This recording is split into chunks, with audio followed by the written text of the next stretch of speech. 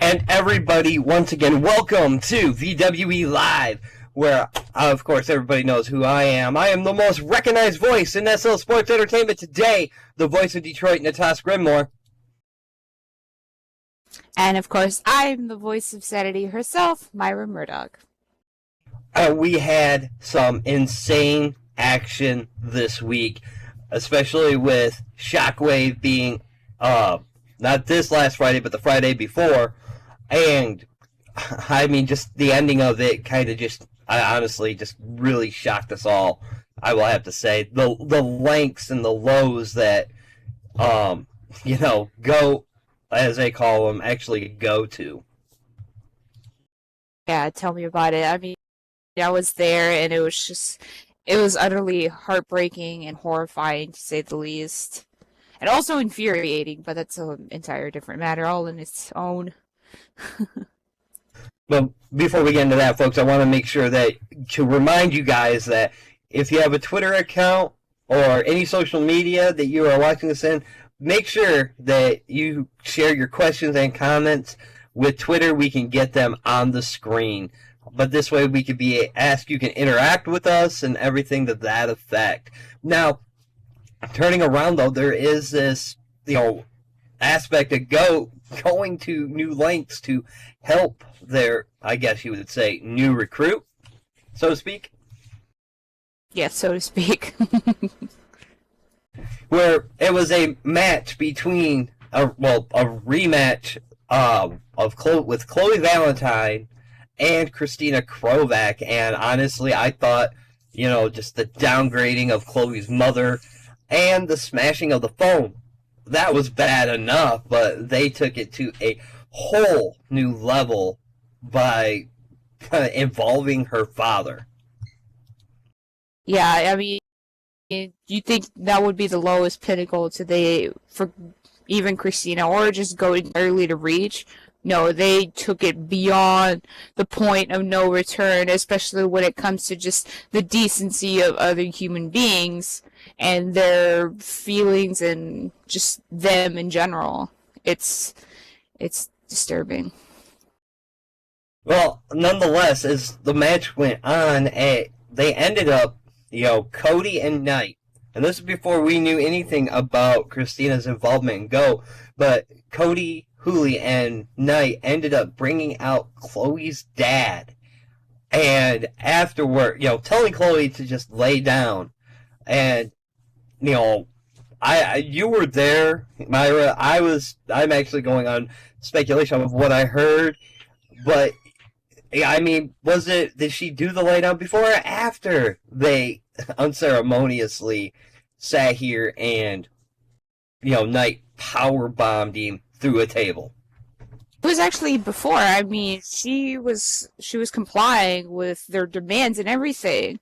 I mean, at first, if it was just between Chloe and Christina, and she wasn't gonna take it.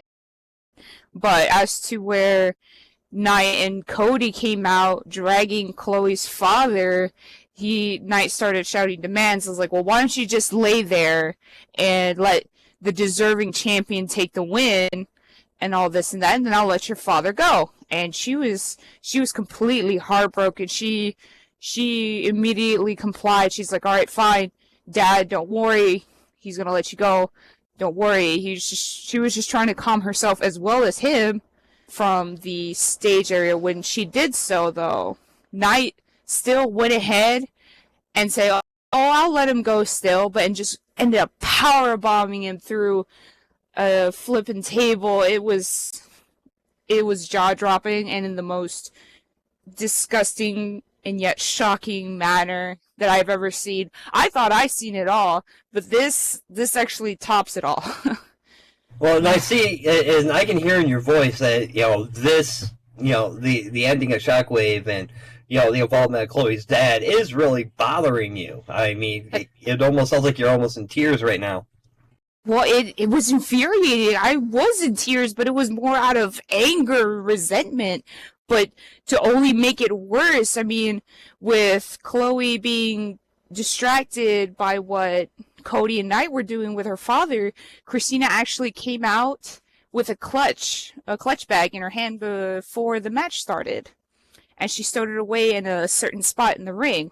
And right when she's good and distracted, focusing on her father and his well-being, she actually pulled out to believe it was a glove covered in barbed wire or something she had in her hand that was covered in barbed wire, and she took the opportunity. She laid out Chloe in the back of her head with that said barbed wire.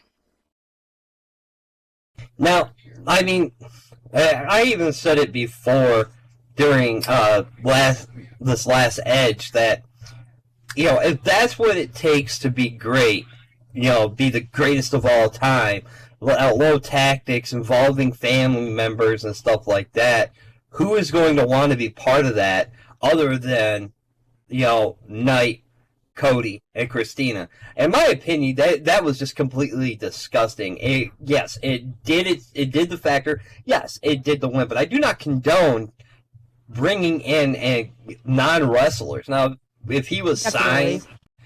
signed and as a signed wrestler here at, you know, at VWE, I would have been, you know, been like, see, that's what they get. But no, he brought in an outsider. And Yeah.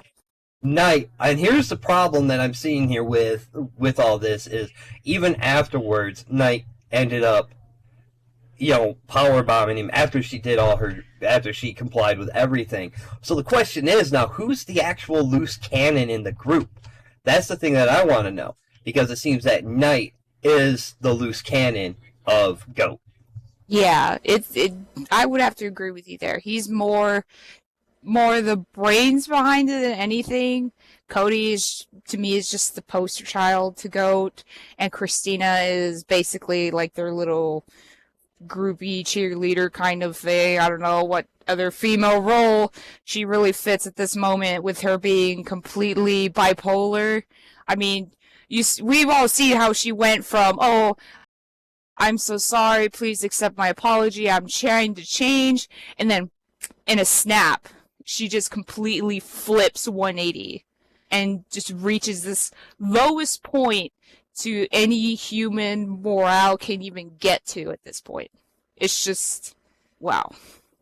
Well, they have basically with that. I mean, as far as I understand, as far as I've heard, you know, and I even went up, you know, to he was asleep and everything, so went up to check on him. The doctors say that, you know, he is fine, he is stable, you know, he should make a recovery, but, you know, but nonetheless, you know, thank the lucky stars on that, but it's still the mental aspect of it has affected Chloe, and, you know, we'll get on that in a little bit, but let's go ahead and move on to some more cheery matters, as we actually have a new world champion here at VWE in Braden Carson. Personally, I wouldn't say cheery, but yeah, let's go with that. I mean, he's, you know, he's sitting there proclaiming himself as king, and rightfully so. He's worked from the bottom, and he's, you know, worked his way back up. And honestly, I feel that, you know, he's finally pulled the sword out of the stone and has the right to call himself king. Okay, wait, are we still talking about the same person that stole the United States Championship belt twice? Who got completely butthurt from it, and not to mention had flaunted his contendership for the world title to begin with and couldn't own up to it, or at least, you know, bring up to that A game when it really counted the most, when he actually had to face Vince for the first time and completely lost. And then again afterwards was just completely whining about, oh, Vince robbed me of my deserving title and this and that. So he took the cheating way out, the coward's way out, and snuck in a low blow. So that's the pinnacle of his legacy, is it now? Now you're looking at this. You're looking at this all wrong. Is that you look at it as, you know, Vince is a crusade, is called the Crusader, correct? Yes. Okay, so as a Crusader, you know, especially back in the past when Crusaders were were around, they did unspeakable acts in the name of God. Braden was just doing the same thing, except he out-crusaded the Crusader. It's not really much of a crusader if he's just doing it for himself. Everybody went to their crusade for their own reasons, whether it was for themselves or for, the name of God or for, their king or whatever. A king goes in there for himself. Hence why he is the king. If anything, he should have at least given him the respected. He should at least want it in the more deserving and respected way instead of having to take the coward's way out. Using distraction, low-handed tactics, and then sneaking in with that uppercut right into the nether regions. Yeah. That's kind of shameful if that's going to be the very big cover of his legacy, that he literally cheated his way to a belt. That's shameful. And in war, there is no such thing as cheating. Braden made sure to make a point. He may not have said this, but he made it a point with everything he told Vince. This is a war.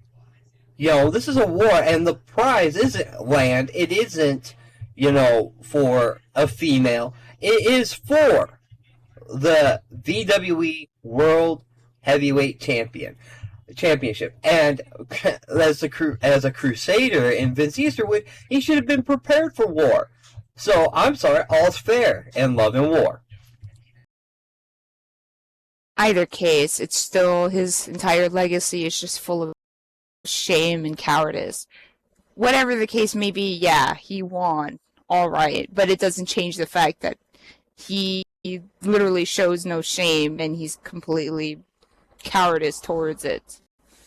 But I've said what I needed to say.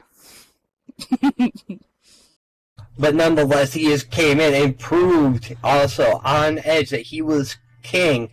It may not have been for the title, but he dominated over Morgan Jones, I believe is his name. And just solidifying that he is the king. He has that coveted sword pulled that coveted sword, that Excalibur from the stone. He, to me, is king, and rightfully so. It's almost like saying that Christina deserved to win the title because of the way she pulled that whole thing. That's basically the same thing. There's a difference. Braden took matters into his own hands and not involved somebody outside the company like Christina did. Isn't there casualties in war? Yes, there Bystanders are part of those casualties. The thing about it, though, is that wasn't even part of it. It's a small war here inside the ring. And it goes inside the ring. You can't involve somebody who isn't signed on here. And I'm actually quite shocked that none of them have been, reprimanded, have not for even doing that. That's the part that gets me. But Braden, he did it himself. He didn't involve Vince's family. He didn't involve anybody but Vince himself. Either case, war is war. However it's played out, like you said. I'm just saying that, that's the number one thing, though, is Braden took care of matters himself, not involving Vince's family. Hence why he is the lone one, that pulled that sword out of the stone and won. He came in underneath the underdog. And yes, I agree with, I'm sure some of the fans will agree with me. He clawed from the bottom and came and ended up crawling his way, battered, bloodied, broken, all the way to the top to where that sword lay, and now he is our new VWE World Heavyweight Champion. Hey. But now, as we go on, and I know that we have everybody's looking very forward to who's going to be in that ladder match at King of the Arena, as we have the Coda and Quota series matches going on, and we've already had some winners from that, starting with Primetime. Oh yeah, and I'll take over from here, I suppose. As we had during primetime, we had Cheryl White taking on Selena Dorana. Surprisingly, they actually both got each 1 point due to a countout. Of course, they were too focused in trying to kill each other senseless to even notice that it was a they were out in the ring and it ended up being counted out. Well, let me explain to the fans that haven't been there to the show how the quota matches actually work. And maybe we should have did this. And did this before you went on. But yeah, how the coda and quota matches work is within the bracket, I guess, for lack of a better term, brackets or groupings, however you want to put it. You know, each one of the wrestlers will have a match, and within those groupings, the winner of said match will get 3 points. Loser gets 0. If at any point, as she stated, a double countout, double disqualification, what have you, if it eliminates both of them, if it's a draw, it will come out to 1 point each. And the winner of that said bracket or groupings will move on, not winner, but the one with the most points of that grouping will move on to King of the Arena for the ladder match for a contract they can cash in at any time. Right.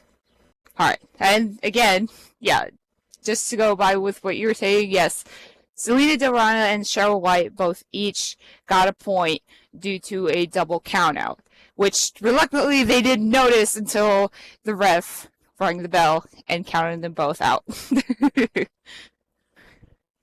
And as for the next winner, surprisingly, was Benja Nirvana with 3 points due to a pin win, but the strategy behind it was a little bit iffy. I'm not sure if anybody else caught it, but it looked like he was putting something in his glove at a certain point. He must have hidden it from from a certain angle, but it looked like he was putting something in his glove. Ended up giving that extra kick when he went in for that punch, completely knocking out the opponent and going in for the pin, thus getting the 3 points. And believe me, it was surreal, especially with this new outlook that Benj is exhibiting after the whole Vince and Braden debacle he had to face earlier in the weeks. As we have for our next winner was actually a wrestler debuting here in VWE, but also representing DIE, was our very own Riley Thomas, who she took on Stacy Mancino, who had a chance to come back into the VWE. Stewart came out and was like, here, I'll give you a chance. You can fight in the Queen of the Arena series, and you'll be facing off Riley. As thus, the fight went on, and Riley went in for the win, and thus getting the 3 points. And to top all of that off, we had for that main event, we had DHA taking on Ludi Graves. And after a very nail-biting match, it was so close that DHA managed to topple in a victory, and thus going in for the pin and getting the 3 points. Sounds like already Coda and Quarter starting off had basically nail-biting beginnings. Oh, yeah. To say the very least. Well, on Edge, though, we did end up having, it's once again, got a lot of matches to go through with the Coda and Quota series. As we started off with, Michael Carson and Kieran Darkwatch. And Michael Carson ended up hitting his lethal injection, getting the 1-2-3, and getting 3 points within that, inside that, within the Quota series. So, he's looking good going on. But once again, these matches are still early. And then we had Crystal with a devastated and broken Chloe Valentine. Yeah, Now, it was more. Sorry, it was Go ahead. more of a disadvantage to Chloe, though. I mean, she was supposed to take that certain week off due to all the stuff she's dealt with from Shockwave. You know, with her father being in the hospital and everything that she wasn't in that right mindset to. Not say she was weak, not at all. It's just that in a respectable point of view, no sane person would be right in mind to go through all of that and still have to put their mind and focus into a match. But under contractual bylaws, she had to participate in the match. Well, going through, I mean, granted, Chloe was not 100% physically or mentally, and she wasn't wrestling like the Chloe we knew, and then turned around and hurt her as Crystal hit the Crystallize and pinned Chloe and gaining the 3 points inside this quota tournament. And then, later on in the night, we had Hillary Landfear taking on Alexandra. Now, this was a really good back and forth match, but Alexandra ended up making a crucial mistake as she came off the top ropes, but Hillary caught her and got the 1-2-3 for the 3 points moving forward. But then we had a really awesome matchup against two people that knew each other very well, and that is the Human Concussion Machine, Derek Holt, taking on the Cody Hooley. And it was really back and forth, but it turned around, and finally, after we had our guest here today, Seth Cameron, on the table, kind of getting Cody's attention, Derek turned around and took advantage of that mistake, hitting that total knockout and pinning Cody for the 1-2-3, moving forward into this Coda series. Now, that is definitely going to be interesting to see who faces who going into this matchup, going on further. I mean, we still have a lot of great matches. We still have a lot of great talent that's going to be lined up, here. So, definitely, folks, you gotta be here and see how this is going to turn out and who will be the actual four that meets at King of the Arena in that ladder match.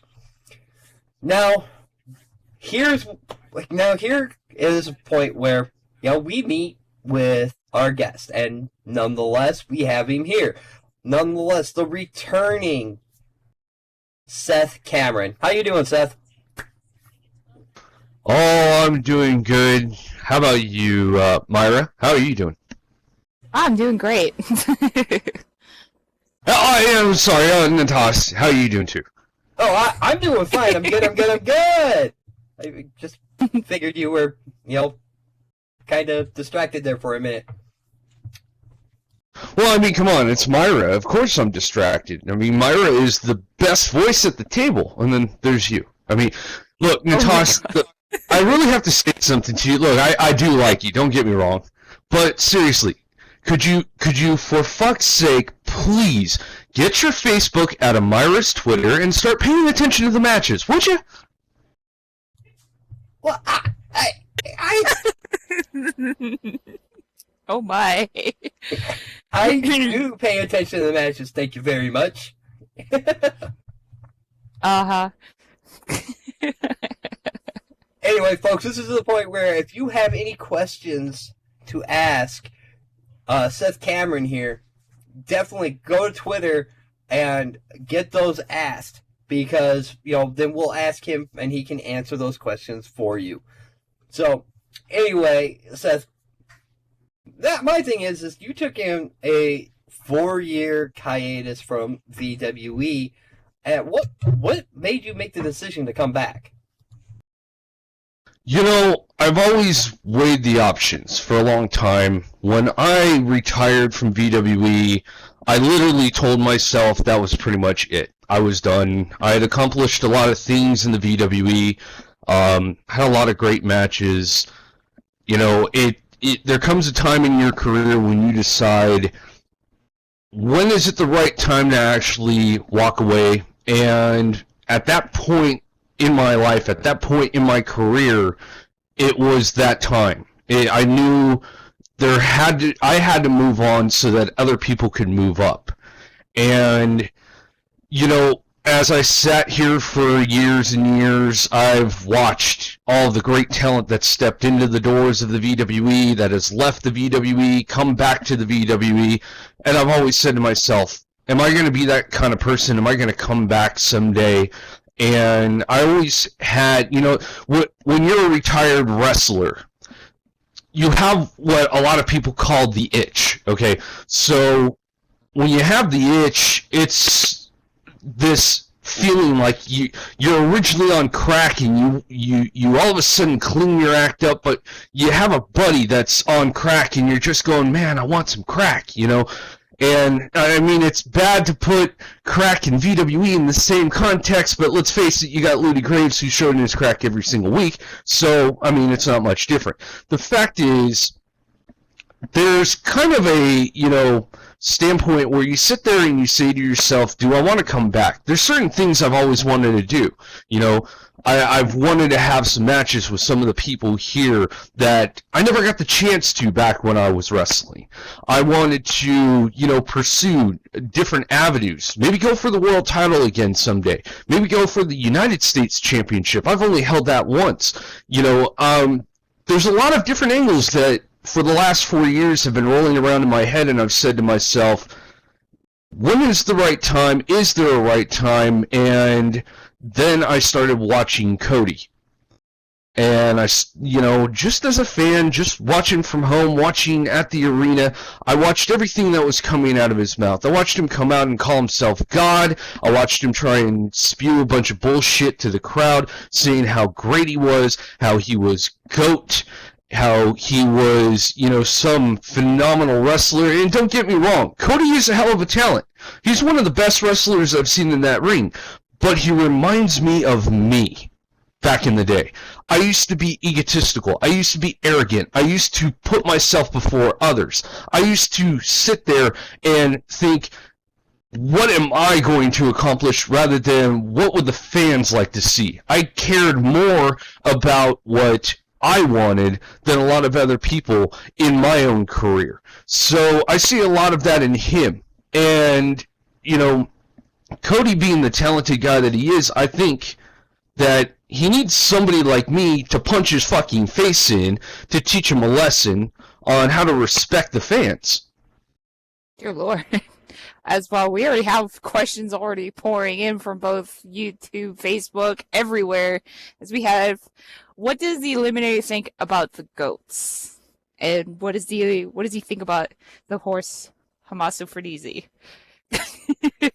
Okay, well, that's the first part of that's pretty simple. What do I think about the goats? They're free-range barn animals that need to be locked up in a cage, and quite frankly, if I have to be the damn zookeeper to put them in their place, then that's what I'm going to do. I have no hesitation that I can kick their asses any day of the week.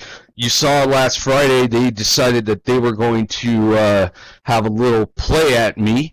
Knight jumped over the barrier and decided he was going to take a shot at me while I didn't notice. And you know what? For what it's worth, they got their shot in on me. They laid me out in the middle of that ring. I can't take it away from them. But, you know, it's one thing to do something behind somebody's back. It's another thing to do it to their face. As for Hamaso, I got to say, I've seen this guy in Pulse. I've seen him as a talent. You know, if there is such a thing as GOAT, that guy may be GOAT eventually. And I mean it in a good way. Oh. All right, then. Well, as we have for our next question, we have, who in the VWE roster do you think legitimately has potential right now to be the GOAT? Well, who do I think is the GOAT? Oh, that's a tough one. You know, when you think of GOAT, okay, these two jackasses are tarnishing what that actually should mean. The greatest of all time, in the VWE as it stands in a whole. My opinion, the greatest of all time was Brockman and Wilder. But when you look at current day roster, I would say the greatest of all time on the current day roster, and it really pains me to say this because I know this guy, I've faced this guy, the guy that I faced was a lot cooler back in the day. He used to be known as the Great One. Now he's known as the Human Concussion Machine. The human. I don't give a fuck. The fact is, well, thank you very much. The fact is, I honestly think one of the greatest of all times in current day is actually Derek Colt. Now, if he would just drop Austin Knight and go back to the people that actually made his career possible, the fans, and turn around and be the Great One all over again, then I think he would be the greatest of all time. But there's one problem. He's turning around and he's being held back by a guy named Austin Knight. I've seen this happen before. I think that Derek has a lot of capabilities, but he's not seeing them right now. Yeah, well, I really do have to agree with you. I know, Natas, I believe you agree with that too, don't you? Oh, I do agree with that, but I mean, there's other ones other than Derek Colt. At least in my opinion, I mean, we have Jeffrey Fireguard, who could be considered one of the greatest of all time. Well, hey, without a doubt, Jeffrey is one guy that I've been keeping my eye on because he is absolutely an amazing talent in that ring, both on the mic, both in the ring, and his skill. Jeffrey is a star that, he's been to the World Championship. I think he's going to go back again. I think Jeffrey is going to be the quintessential face of this company in some ways, and I think you're going to see that over the next few years as he breaks out even further. Right now, his main problem is he's dealing with a guy that I've dealt with almost all my career, who's just a cynical asshole. I don't even need to mention his name because everybody knows who I'm talking about. And the thing is, Jeff has a lot of kind of baggage to deal with right now, but I think he's going to break out, and when he does, God help everybody in this place, because they're just going to see the biggest name suddenly break out at some point. Amazing.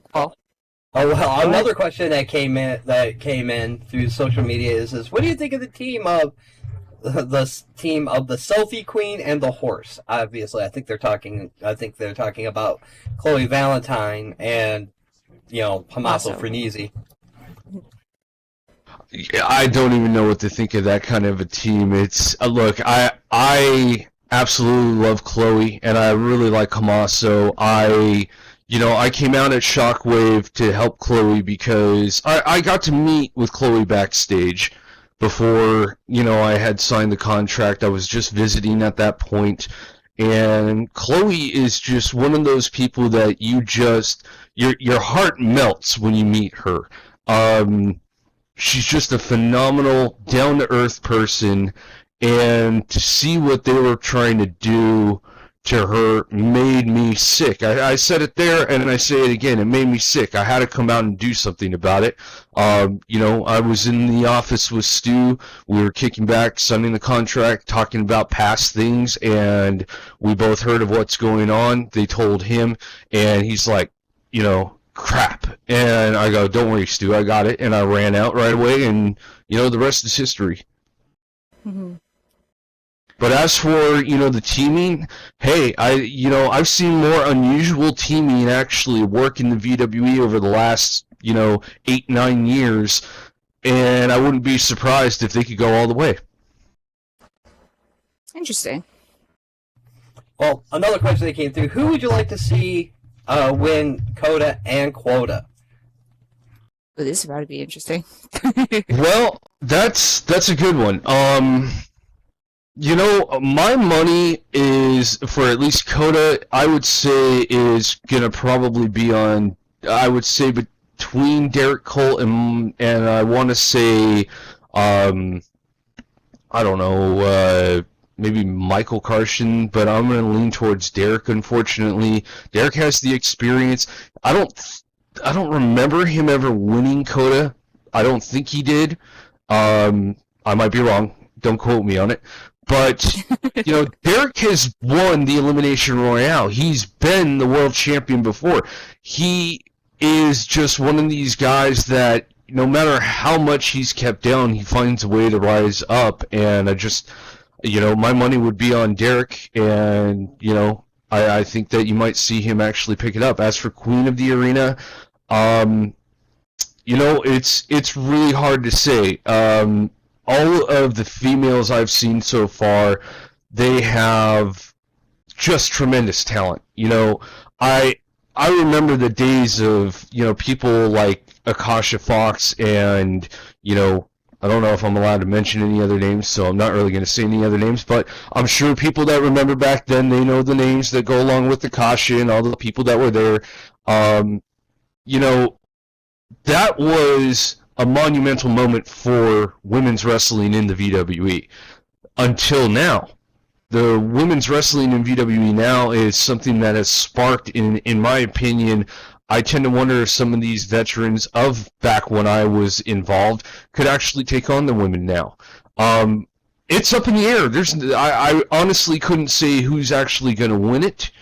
I would say that chances are, I think that you're going to see somebody break out, if that makes sense, from Queen of the Arena. You're going to see somebody that you really never thought was going to win it, possibly win it. That's kind of my opinion. That's where I'm going. The wild card factor.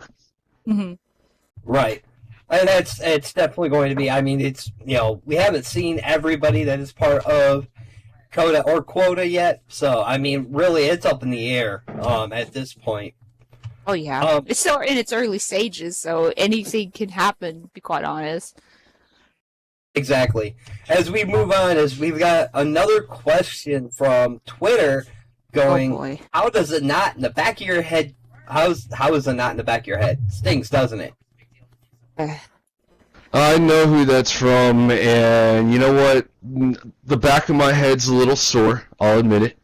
I took my a good shot there on Friday, but the problem is you didn't finish the job, Knight. You see, one thing that I've taught a lot of people in my career is if you're gonna go and you're gonna try and take Seth Cameron down, whether it's in the middle of the ring, backstage, anywhere else, make sure you get the job done. I'm still here. Obviously, I'm sitting here on the couch talking. I'm going to be there next week, and I guarantee you it's not going to happen again. The fact is, you want to turn around, you want to take a cheap shot, make sure you get the job done. Otherwise, you're not really GOAT. Wow. Yeah. Well, on that kind of subject, we have one of a lighter note. I think it's more out of curiosity, if anything. How long does it take you to get your hair ready for your match? Do you think it's time for a haircut? That's kind of funny. Actually, it doesn't take me that long to get my hair ready. My hair is just natural in most ways. It just kind of feathers. I don't know why you'd ask this question. Come on. I'm not a hairstylist. The fans are curious, I guess. If anything, I'd let it grow maybe a little bit longer, because the fact is, I've always had longer hair for most part. There's only been a few times in my career I had a little bit shorter. That's a weird question, but hey, you know what? Props to you for asking it. Thank you very much. I appreciate all your questions. As we got another one coming in from Twitter going, so Seth, what right do you have to judge GOAT? With your past, what to say you changed?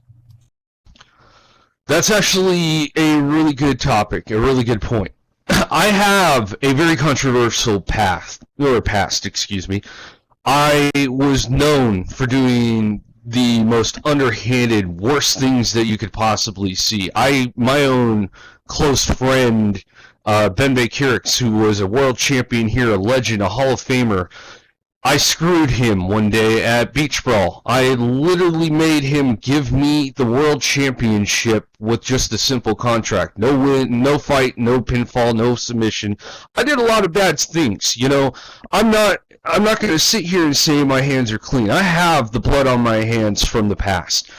But, you know, with time comes wisdom, in my opinion. You sit back and you realize, okay, what did I do back then? Especially when you go into retirement, it's a great example. You go into retirement, you kind of kick back, you're away from the limelight, you're away from the championships, the you know, everyday events, and you're saying to yourself, what was it all for? You know, was I making the fans happy back then? No, I wasn't.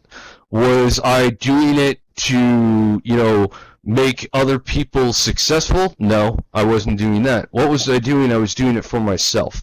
It was that simple. I was accomplishing everything I wanted to accomplish. And, you know, you realize after a while, then what was the point? You know, I'm a 5-time VWE World Heavyweight Champion. But that's not enough. You know, it's not always enough. You know, I sit back and I think I wanted to, you know, pay back to the fans. You know, I wanted to give back to them. I wanted to, you know, be the kind of guy that I never could be back then. And, you know, coming back, the reason I can sit here and I can judge GOAT is because I did the same damn thing. I did exactly what these two little jackasses did or do now. I did it back then. I pulled all the underhanded tactics. I pulled all the bullshit maneuvers. I did everything that they basically did except for putting a family member of somebody through a table. That's just disgusting. You know, I have done some of the worst things you can do. So yeah, I'd say I'm a damn good judge to sit here and say GOAT is a piece of garbage. Well, that's very true. I mean, you know, I've heard some of your antics in the past, but you know, honestly, they pale in they pale in comparison of at least disgusting when it came down to what GOAT did at Shockwave. Now we got another one, and you know, speaking of GOAT, this question coming in goes, Seth, would you do a Hell in a Cell, no holds barred with Cody? Ooh, that would be awesome. You know, the problem with that is I don't think Cody could handle it. You know, I've heard certain things about Cody with Hell in a Cell matches. I don't know, you know, 100% how well he could take a Hell in a Cell match with me. I've been in two. One was, you know, literally my first VWE World Heavyweight Championship. I'm very familiar with the Hell in a Cell, and would I face him? I'll face him in any single match, quite frankly, but it's going to also be on my terms. You see, Cody's had his terms long enough. He doesn't get a say anymore. I do this time around. I have the contract that states it, and I actually have an announcement here tonight about that, but I'm going to say it a little bit later. All right. As well, we have another unorthodox question, but I'm pretty sure again, more out of curiosity. It's like, if you don't want to get your hands dirty in eliminating Cody, would you like to see Hamaso stuff his booty with desserts until it explodes? Oh, boy. Really? Wow. Yes, really. They're just going to get worse in time. Should have put that in the fair warning. I'm pretty sure that would just merit an answer. I don't even know how to answer that question. Hamaso and his Arabian desserts. You know what? If it embarrasses Cody, then sure, whatever. Oh boy, they're just gonna get worse. As we get a question from Twitter, wow, I can't believe some of these questions that these people ask. But I wonder why Seth fails to admit I am Mr. VWE right now. I'm sure at Book of Grey would agree. Oh boy. You know, Mr. VWE. Look, there's only been one guy in the history of this company that I would ever consider Mr. VWE, and I'm pretty sure I know who this is. You're not him. Mr. VWE was Brockman Wilder. There's no doubt about it. He was one of the biggest names in this company, one of the biggest legends of this company. That guy was Mr. VWE. You know, hats off to him. I can't say that enough. You know, I got to face Brockman twice, and I can't tell you how amazing it was to watch this guy in the middle of the ring. There wasn't a voice that was quiet when he was in the middle of that ring. That is Mr. VWE, and I'm pretty sure if at Book of Gray actually saw Mr. VWE Brockman Wilder in the ring, she'd probably say the same thing. True. Very, very true. But we also have another question coming in from social media. You destroyed an arena. Could you ever see yourself doing something again? Or something like that again? Oh, absolutely. Yeah, I still own the bulldozer. I have it somewhere. I would totally break down the arena if I was given a good reason, but because I respect Stuart Wharf and what he does, you know, Stu and I go way back. We were enemies. We were friends. We were frenemies. I think we're pretty cool now. You know, Stu is a hell of a business guy. You know, I consider him a good friend, you know, to a certain extent. I know Stu's kind of right in the middle. He might screw me someday. He might not. But he's a good business guy. I wouldn't do it to him. Not unless he asked me to. That's simple. Wow. I don't see Stu asking you to destroy the arena, but, you know, if it does, at least give us a heads up so we can vacate where the hell you're coming in at. But that wouldn't be any fun if I did that with you. Myra, sure, I'll give her, like, you know, at least a week notice. You, on the other hand, I just want to see things rain down and watch you panic over it. And I think it would be fun. And I think all the fans would enjoy that, too. I mean, come on, let's face it. So much love, Nataz. Yeah, I know, right? As another question comes in, you think we should call Cody the mouse that runs the house? Oh, please. Mouse baby, but running the house? The mouse that runs the house. That's actually kind of clever. You know, look, the only problem with that is it's like I said before, that animal just doesn't fit him, nor does Goat. He's simply a jackass. So come up with something that goes along with jackass, and I think you'll have a much better fit to it. Nice. As we have another question is like, you could pick 6 people, 3 males, 3 females, to return to the VWE. Who would you pick? Oh, that... Always putting me on the spot. You're always putting me on the spot. I know who this is, and you're always putting me on the spot. That's all right. I'm going to start female-wise because I think that it's, to me, returning females would be one of the greatest things to see here. I honestly say that because I think some of the returning females that you could have going one-on-one with the current generation of women's wrestling here in the VWE would be the most phenomenal thing you could ever see. So 3 females that I would love to see return. I'm going to start with, and this is not in order of who I like better, just making a fact. Mm-hmm. Number 1, Vendetta. Vendetta, oh man, was she a talent. She, just like me, we are the only 2 people, from my common knowledge at this point, that are 3-0 at Wrestle Series. We have never been defeated at Wrestle Series. Wow. I might be wrong on her. I don't know 100%. I haven't been able to keep up as much as a lot of other people. But I would love to see her come back and whoop some butt because I think, quite frankly, watching Vendetta in that ring was always entertaining. And could you imagine in the VWE Marionetta versus Vendetta. What a wild Oh my god. match that would be. It would be absolutely mind blowing to see what they The would universe actually. would be broken at that point. Oh yeah. Oh, fantastic.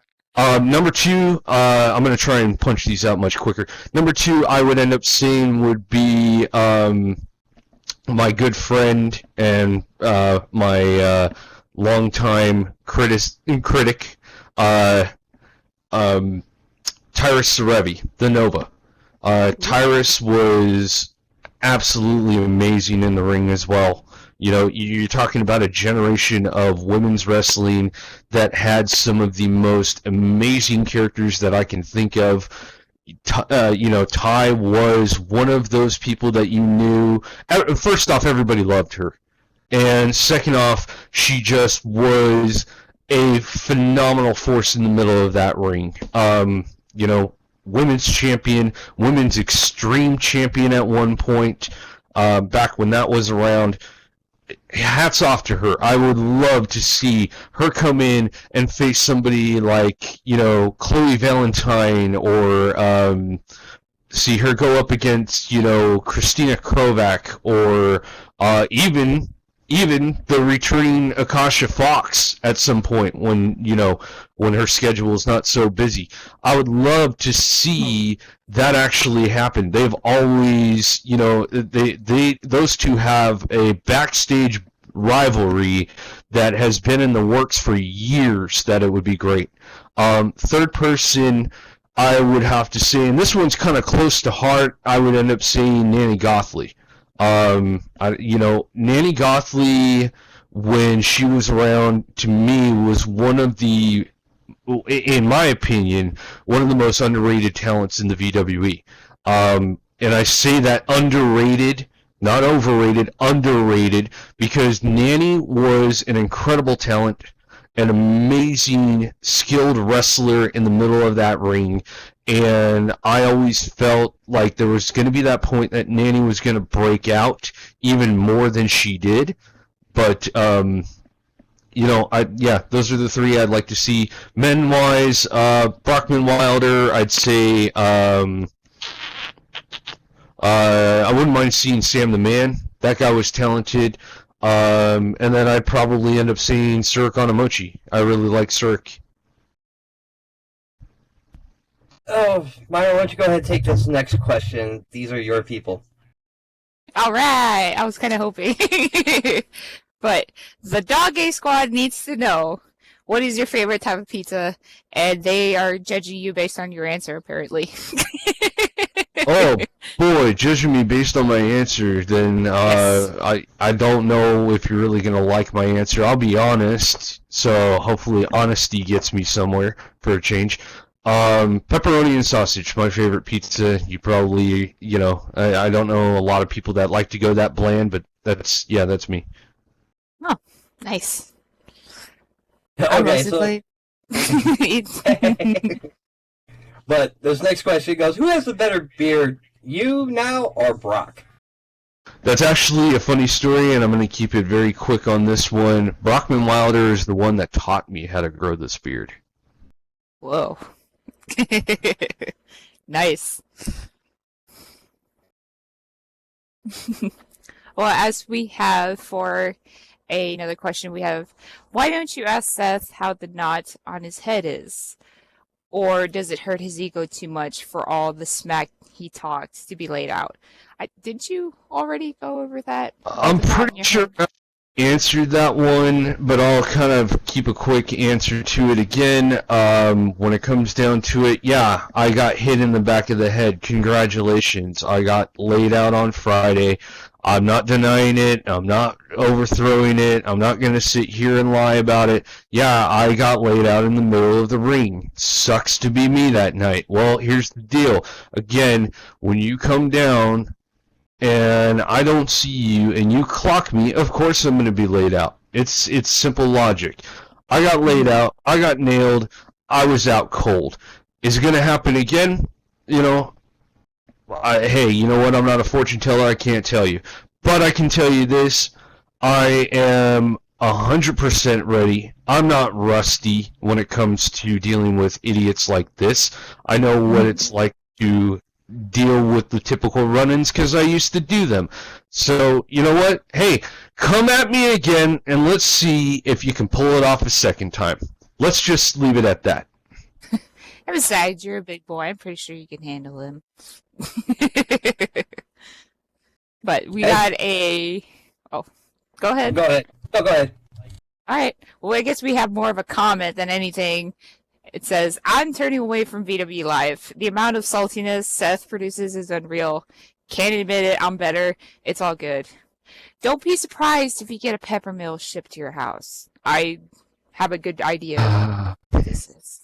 You know, it proves a point in statements like that, Cody, that, you know, the real person being salty is you. I mean, you could have turned away from VWE Live a half an hour ago, but instead you're too busy watching to see what I have to say. That obviously means it matters what I have to say, and you have to listen to every word I say. So the fact is, you know, if you want to sit there and be salty over the fact that I'm one-upping you in the department of smack talk, then, hey, you know what? I'll be happy to send you a box of pepper shakers so that you have extra pepper to go with all that saltiness you have.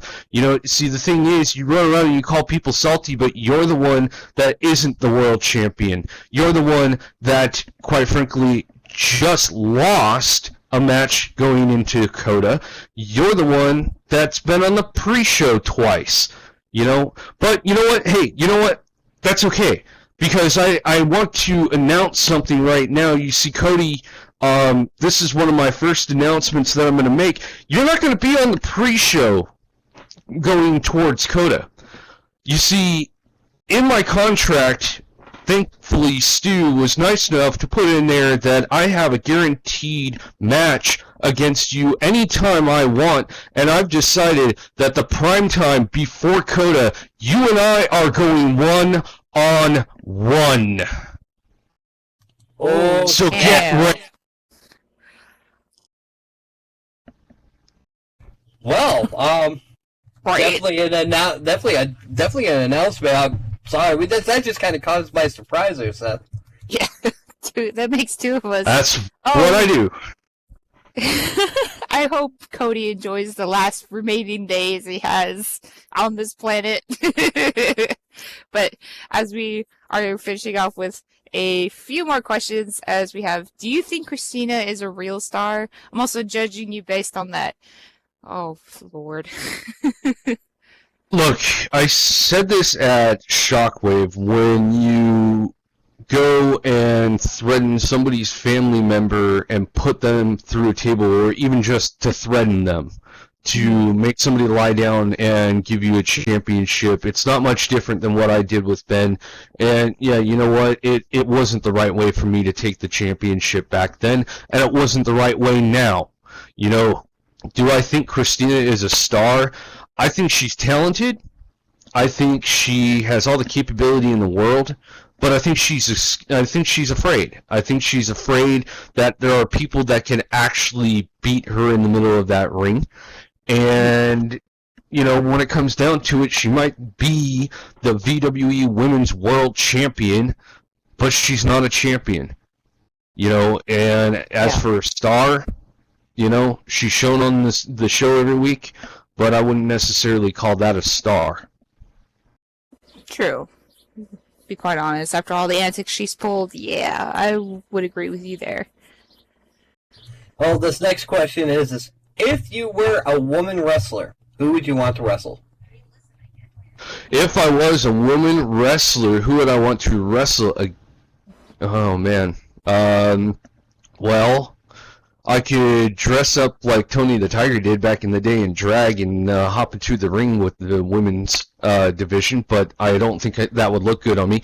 What I am going to say is I would probably want to go up against Riku Ohara. I think that Riku Ohara is one of the most amazing talents I've seen in the middle of the ring.